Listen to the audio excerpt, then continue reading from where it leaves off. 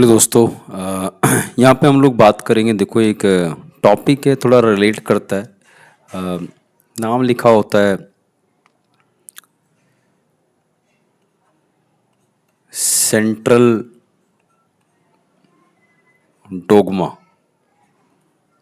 देखो, वैसे ये टॉपिक जो है आपका कहाँ मिलता है ये नाम? सर, एक चैप्टर है मॉलिक्यूलर बेसिस ऑफ इनहेरिटेंस। ठीक है, नई एनसीईआरटी के हिसाब से ये चैप्टर 5th है, क्लास 12th का। अब सेंट्रल डोगमा है क्या चीज़, उसको थोड़ा सा हमें समझना पड़ेगा कि सर सेंट्रल डोगमा एक्चुअली बोल किससे रहे हैं। ठीक, देखो बहुत बेसिक चीज़ बता रहा हूँ। सेंट्रल डोगमा बेसिकली है क्या? देखो, इसको प्रपोज किसने किया था, ये सब ठीक है। इसको प्रपोज किया था क्रिक करके साइंटिस्ट थे। ठीक है, और मेन क्या है, मैं जो इसमें क्वेश्चन आते हैं सेंट्रल डोगमा से, वो मैं थोड़ा सा रिलेट करके आपको बताता हूँ कि क्वेश्चन क्या बनते हैं। देखो, सेंट्रल डोगमा पे जो एक क्वेश्चन आता है, पहले मुझे इसको समझना पड़ेगा कि सर आप सेंट्रल डोगमा एग्जैक्टली बुला किसे रहे हैं। ठीक है, तो पहले सबसे पहले बात करते हैं कि सर सेंट्रल डोगमा आखिर है क्या। देखो, जनरली क्या होता है, हमारे पास डीएनए का मॉलिक्यूल होता है। ठीक है, डबल स्ट्रैंडेड डीएनए होता है मोस्टली।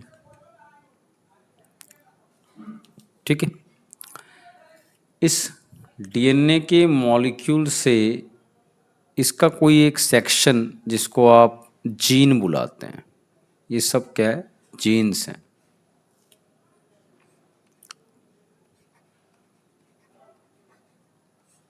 ठीक है, जीन्स हैं। और जीन क्या करते हैं, कोड होते हैं जो कुछ कैरेक्टर के लिए एक्सप्रेस करते हैं। तो हो क्या रहा है कि जो जीन है, मान लो ये वाला जीन, ये इसकी कॉपी बनती है। कॉपी मतलब फोटोस्टेट टाइप, और एक चेन तैयार होती है सिंगल स्ट्रैंडेड, वो होती है एमआरएनए। क्या फुल फॉर्म है सर?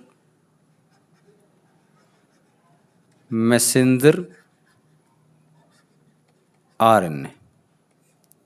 ठीक है, क्या मतलब है सर? एक तरह से ये मैसेंजर आरएनए जो है पूरी फोटोकॉपी होती है जीन की। मतलब ये जीन पे कुछ कोड लिखे हुए हैं और ये अपनी एक कॉपी बनाता है डीएनए, वो एमआरएनए। ठीक है, इंफॉर्मेशन लेके जाएगा, और ये इंफॉर्मेशन जो लेके जा रहा है, अब ये इंफॉर्मेशन कहाँ जाने वाली है सर? ये इंफॉर्मेशन पहुँचने वाली है एक दूसरे मॉलिक्यूल के पास, उसका नाम है राइबोसोम। और राइबोसोम उसकी जीन इंफॉर्मेशन को पढ़ के क्या बनाने वाला है, एक प्रोटीन, या लिखते हैं हम लोग पॉलीपेप्टाइड, जो कि फाइनली क्या करवाता है, आपके कैरेक्टर का या जीन का एक्सप्रेशन करवा देगा। रिप्रेजेंटेशन लाइक हेयर कलर है, तो हेयर में आपको पता है केराटिन प्रोटीन, तो ये इसका जीन था, जीन ने एमआरएनए बनाया, उसके बाद प्रोटीन बन गया, तो केराटिन एक तरह से हेयर एक्सप्रेस हो गया। तो हम इसमें पढ़ते क्या हैं कि सर जो ये आपने बताया, तो इसमें जो ये डीएनए के जीन से एमआरएनए बनना है, इस प्रोसेस को हम पढ़ते हैं ट्रांसक्रिप्शन।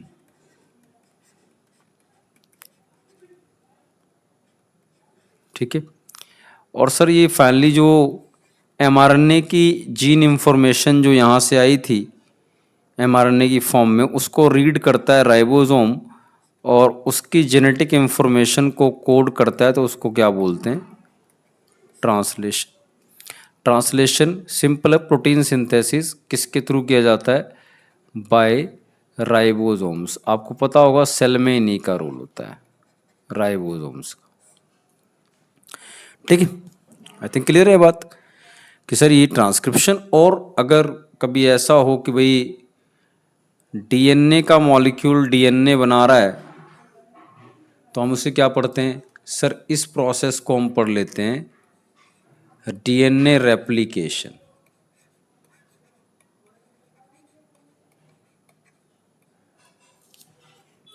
ठीक है, तो डीएनए से डीएनए की कॉपी होना, डीएनए से एमआरएनए बनना जीन इंफॉर्मेशन के लिए, और उसका ट्रांसलेशन मतलब उसके प्रोटीन बन जाना, ये क्या है आपका रेप्लिकेशन, ट्रांसक्रिप्शन और ट्रांसलेशन। रेप्लिकेशन तो जब सेल डबल होगा तभी होता है, अदरवाइज जीन का ट्रांसक्रिप्शन ट्रांसलेशन सेल में चलता रहता है क्योंकि एक्सप्रेशन चलेगा। तो जो अपने पास ये मैंने पूरा बताया आपको, जिसमें हमारे पास ये 3 स्टेप आ रहे हैं, ये जो पूरा मैंने आपको समझाया, इसमें मेनली ये 3 स्टेप आ रहे हैं। कौन कौन से? रेप्लिकेशन, ट्रांसक्रिप्शन और ट्रांसलेशन। तो बेटे ये आपको बता दूं मैं, अगर आप थोड़ा सा इसको समझें, तो ये जो प्रोसेस हैं तीनों, ये जीन को एक्सप्रेस करने के प्रोसेस हैं। और इसी तरह डबल स्ट्रैंडेड डीएनए होता है, हर जीन का एमआरएनए बनता है, फिर उसका प्रोटीन बनेगा। सेम प्रोसेस बैक्टीरिया से लेकर एनिमल्स तक है, मतलब हायर ऑर्गेनिज्म तक।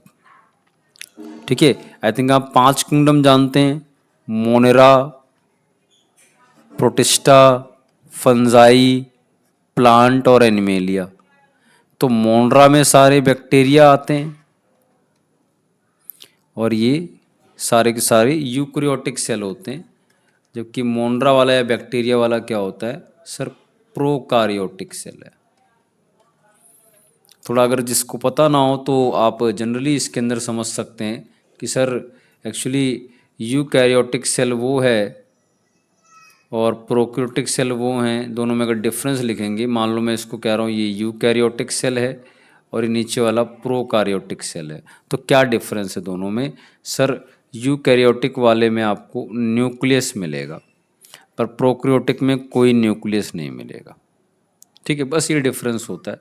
बाकी दोनों के केस में ये चीज़ तो आपको मिलेगी मिलेगी, दैट इज़ ये सेल का साइटोप्लाज्म होगा तो इसमें भी है, और सेल का साइटोप्लाज्म इसमें भी है।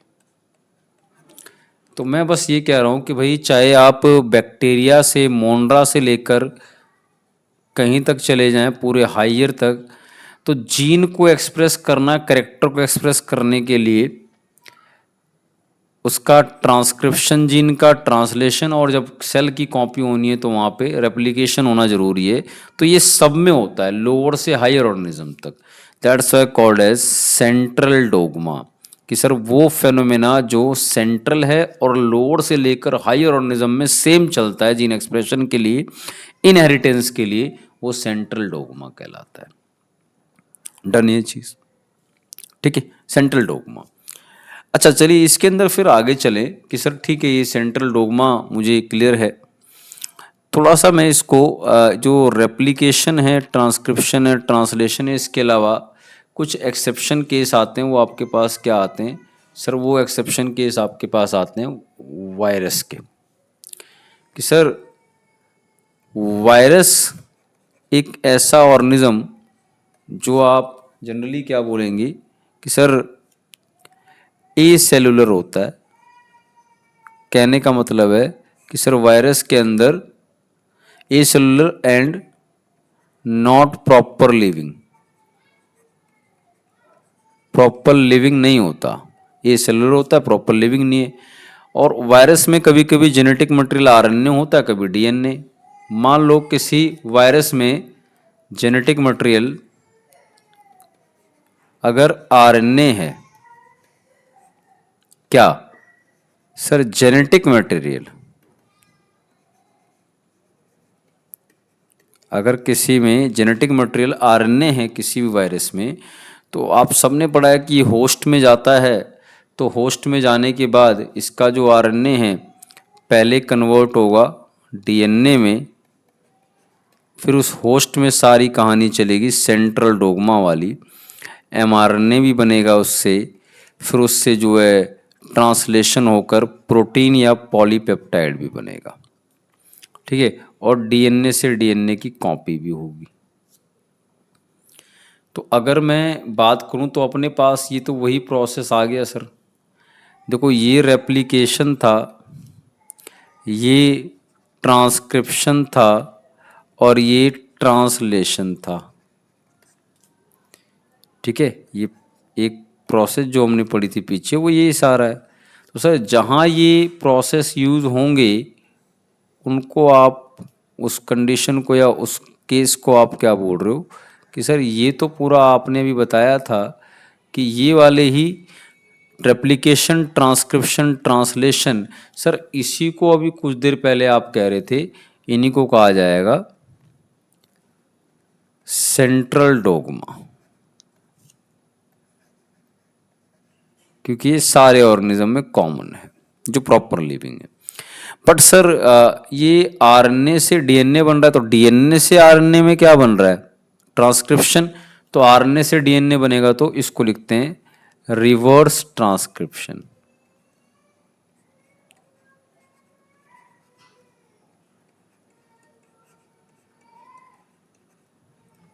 ठीक है, रिवर्स ट्रांसक्रिप्शन। और इसके लिए जो एंजाइम होता है वो होता है रिवर्स ट्रांसक्रिप्टेज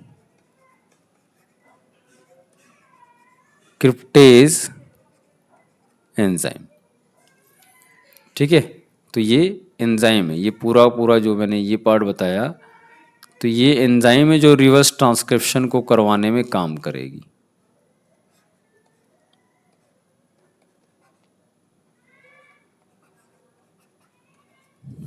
ठीक है, ये एंजाइम है।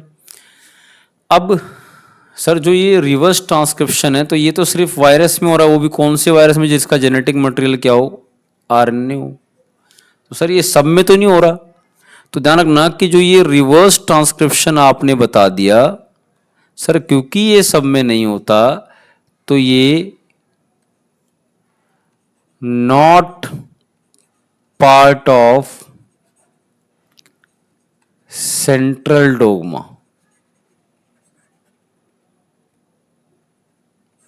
तो सेंट्रल डोग्मा में बस क्या आएंगे, रेप्लिकेशन, ट्रांसक्रिप्शन और ट्रांसलेशन, क्योंकि ये सब में होता है।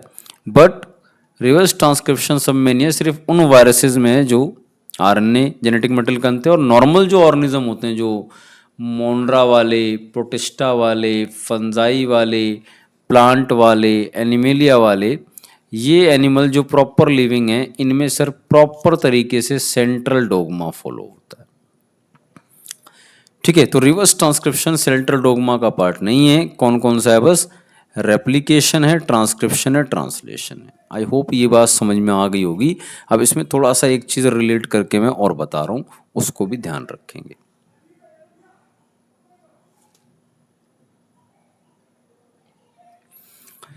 देखिए अभी दो तरह के सेल हैं अपने पास।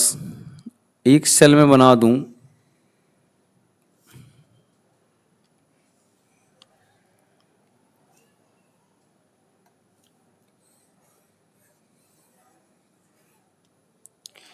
अपने पास दो तरह के सेल यहाँ पे आपको देखने को मिल रहे हैं। एक सेल मैंने बनाया, मान लो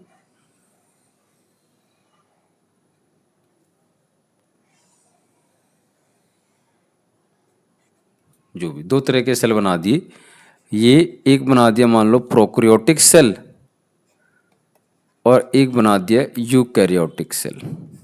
ये प्रोकैरियोटिक सेल है, ये यूकैरियोटिक सेल है। अब दोनों में जो हमें बेसिक डिफरेंस आपने स्टार्टिंग में बताया, ये बताया कि सर इसके पास न्यूक्लियस होता है, इसके पास नहीं होता। तो सर ये चीज़ तो ध्यान है कि भाई इसके पास बस क्या है, इसके पास बस ये साइटोप्लाज्म है। सर इसके पास साइटोप्लाज्म तो है ही, साथ में इसके पास एक और चीज़ है जो आपने बताई, वो है न्यूक्लियस, जो कि इसके पास नहीं है। अब देखिए ध्यान रखना कि प्रोकैरियोट्स में आओगे तो उसका डीएनए,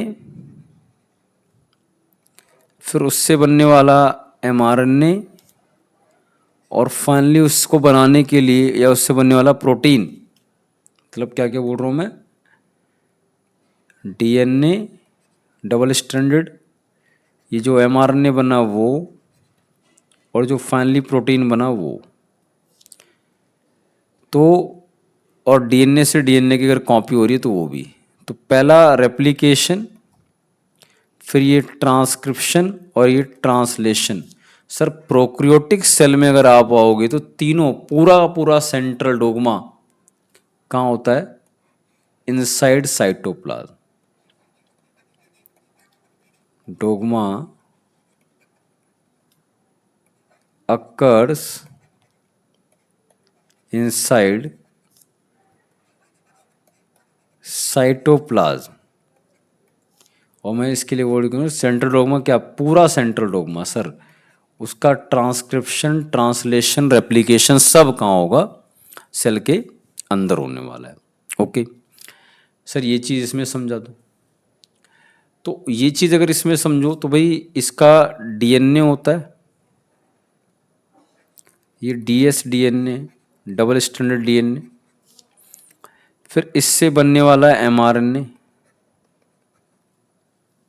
और फाइनली ये एमआरएनए जो है, क्योंकि राइबोसोम यहाँ प्रेजेंट होते हैं साइटोप्लाज्म में,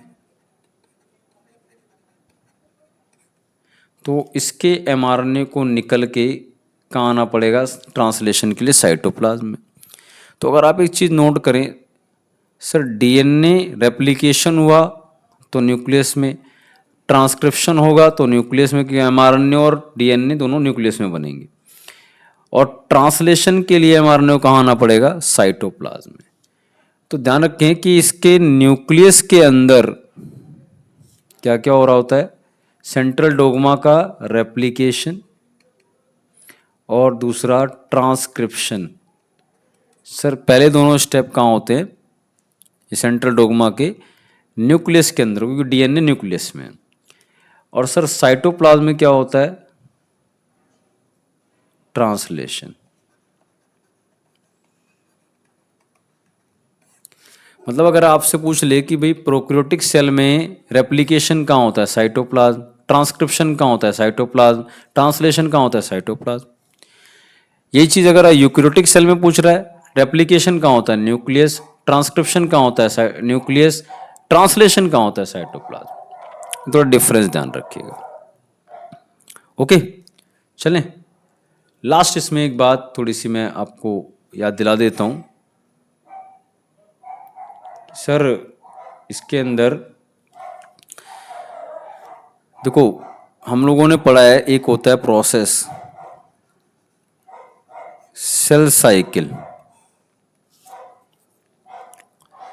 तो सेल साइकिल में थोड़ा बहुत अगर आपको याद हो तो सर इसमें एक प्रोसेस होती है एम फेज, फिर एक दूसरी होती है फेज, उसको नाम लिखते हैं एस फेज या सिंथेसिस फेज, और इनके बीच में कुछ फेजेस चल रहे होते हैं, कनेक्शन फेजेस बोलते हैं, ठीक है। तो इसको एक को G1 फेज और इस वाले को G2 फेज, और यहाँ इसी G1 का एक छोटा सा हिस्सा होता है Z0 फेज, क्विसेंट फेज बोलते हैं, ठीक है।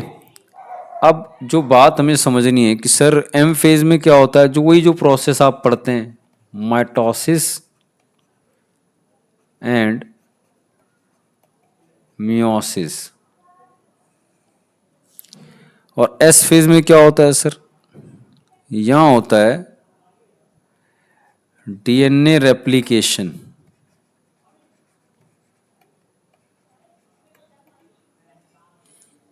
ठीक है, थोड़ा सा अगर आइडिया हो, आपको याद हो कुछ, तो ये G1 एस फेज और G2 फेज तीनों को मिला के एक सिंगल फेज बोलते हैं, इंटरफेज।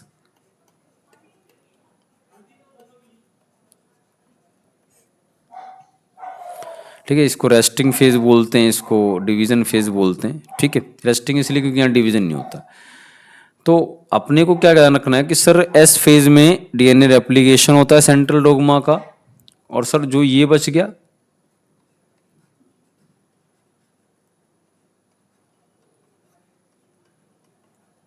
ट्रांसक्रिप्शन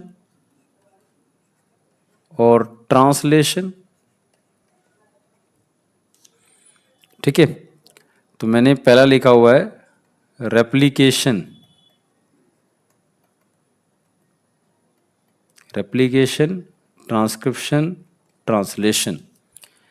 तो ये याद रखें कि सर जब भी आप बात करेंगे इनकी, तो रेप्लिकेशन तो होता है, अभी बताया मैंने, एस फेज में, कि सर सेल साइकिल की एस फेज में डीएनए रेप्लिकेशन होता है।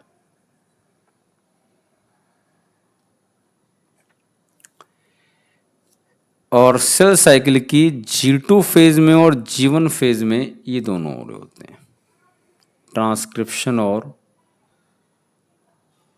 ट्रांसलेशन। किसमें? G1 and G2 phase. ठीक है, ये बात ध्यान रखेंगे।